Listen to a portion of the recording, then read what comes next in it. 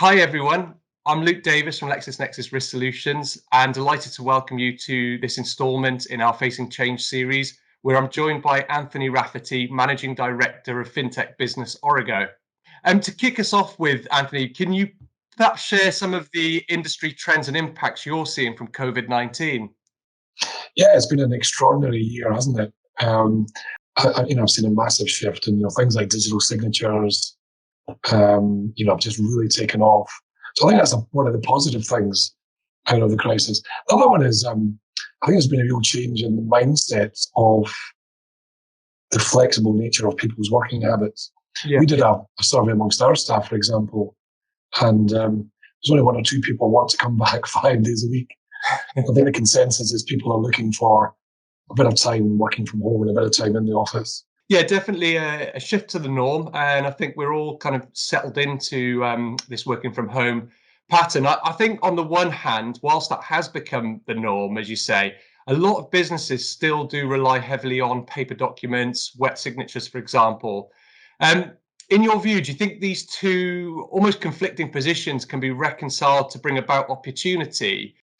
Yeah, I think those two things are not compatible anymore. And I think businesses that don't digitize and provide a different type of user experience that recognizes that their customers are typically at home and perhaps don't want to go into offices or do things face to face. I think we'll struggle. I think it is, as we say, fair to say then that home working can create very large operational challenges, especially in terms of that piece you mentioned there, being able to accurately and safely verify and authenticate the customer and protect data. Yeah, I think it's vital, and I'm afraid there isn't actually a good uniform solution for it yet in the UK. So typically, different organisations will have their own methodologies for digitally authorising customers or potential customers.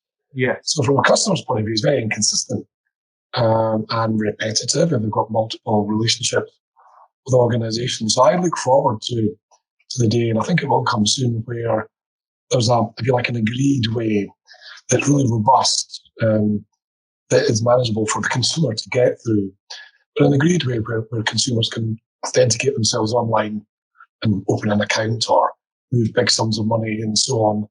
There's a few initiatives that are hoping to generate that. Ties has got one, and LexisNexis is working really hard.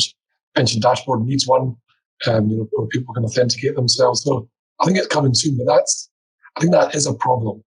And one of the things that it certainly is a cornerstone of these digital transformations that businesses have been going through increasingly is reliable and accurate personal data. And we've certainly heard during this lockdown and across other industries that that's been a driver for improvement of data quality.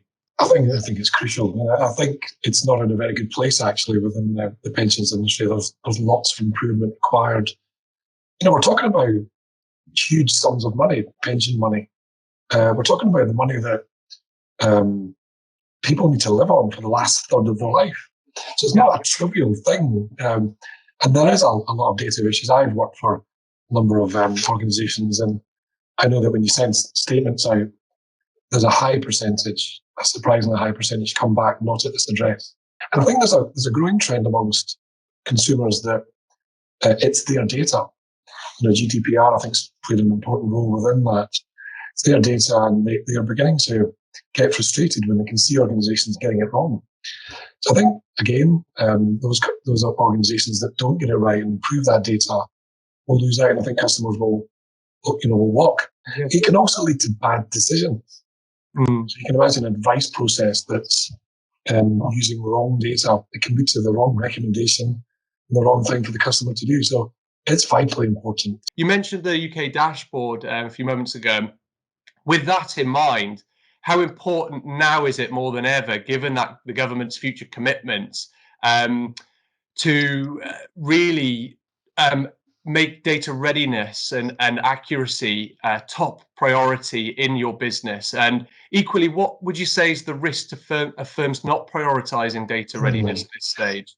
I think the risk to pension companies, if they don't get it right, they don't improve it, is they probably won't appear on people's dashboards. No. It was a data problem. And yeah, you imagine, again, from a consumer's perspective, I can't help myself having a marketing background. But if you're a consumer and you for the first time go to your dashboard to look at your consolidated position, and you know you've got a pension with pension company X, but it's not there because there's a data issue, you're going to do something about that. It's either going to create a failure demand, you're going to contact that pension company, or perhaps you're going to move away, but to a company that can get your data right. So I think it's vital. Also, it's really important to the early stages of the dashboard that consumers have a good experience, that they see a large proportion, if not all, of their pensions in the one place. That's the whole point. Absolutely. A formation that says here might be some of your pensions is nowhere near as good as here's all your pensions. As we're looking to do business more digitally, clearly that's going to open up new kind of threat areas. So what trends have you seen play out so far, and how do you think the industry's doing in terms of protecting itself and members in a remotely driven environment? I guess my attitude to this is that we're all probably still getting used to working from home, but cyber criminals and fraudsters have been doing it for years. And this pandemic has been a dream for them. And the number of stories I hear around people sending really sensitive information to themselves at home by unencrypted, people logging into networks without VPNs. And as I say, so it's a fraudster's dream. So I think particularly smaller organizations, I'm thinking about financial advice firms who don't have the budgets or the expertise, that they didn't get into the profession to be cyber criminal experts. They did it to give great financial advice. They've got a lot of work to do. Yes, that's again, it kind of, I think, hit upon some really key points, and driven again by that consumer experience, what constitutes a bad or risky experience. So businesses do have to apply a risk-based approach, like you said there, Anthony. And if we just change approach slightly and look forward, then what would you say, with all that in mind, are the key learnings from the crisis, and how are those set to improve the industry to hopefully make it a much more resilient place to do business in the future? I actually think you alluded to it earlier when you used the word frictionless. I think that the big learning from this, the catalyst that this is in organizations building frictionless processes. Right. Their data appears without having to rekey, so there's no errors, there's no effort, where things can just be accepted and legally binding without a physical signature that it goes through the post, where there's no need to perhaps even travel or see someone face to face. You can have a conversation like this.